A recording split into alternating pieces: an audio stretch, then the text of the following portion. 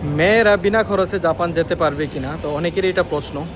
তো সবাই বলতেছে ভাই আপনি ছেলেরা কিভাবে বিনা খরচে জাপান যাবেন, জাপান যাওয়া যায় ওইটা নিয়ে আপনি শুধু কথা বলেন, কিন্তু মেয়েরা কিভাবে জাপান যাবে, হ্যাঁ সরকারিভাবে যেতে পারবে কিনা।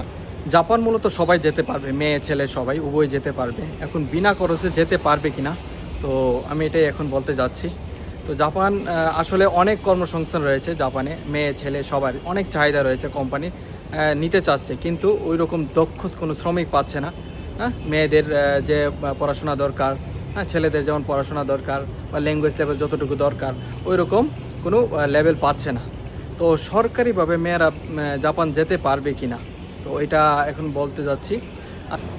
আইএম জাপানের মাধ্যমে বিনা খরচে জাপান যাওয়া যায়, এই প্রজেক্টটা চালু হয়েছে 2017 সাল থেকে। তো শুরুর দিক দিয়ে মেয়েরা বিনা খরচে জাপান যেতে পারছে, কিন্তু এখন মেয়েরা বিনা খরচে জাপান যেতে পারতেছে না। তো খুবই দুঃখের বিষয় যে আপনারা বিনা খরচে জাপান যেতে পারবেন না। তো এটা আশা করা যাচ্ছে মেয়েদের যে বিষয়টা, বিনা খরচে জাপান যাওয়ার যে বিষয়টা, এটা চালু হতে পারে। এটা এখন কখন চালু হবে এটা এখনও বলা যাচ্ছে না।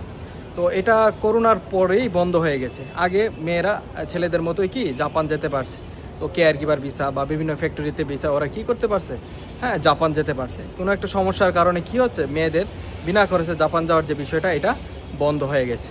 মেয়েদের উদ্দেশ্যে একটা কথা বলতে যাচ্ছি, আপনারা হতাশ হবেন না, কারণ এখন যদি জাপানিজ ভাষা শিখেন, আপনি যদি N4 লেভেল শেষ করতে পারেন, তাহলে কি করেন আপনি ইজিলি জাপান যেতে পারবেন। মেয়েদের জন্য আলাদা ক্যাটাগরির ভিসা রয়েছে যেটা হলো কেয়ার গিভার ভিসা।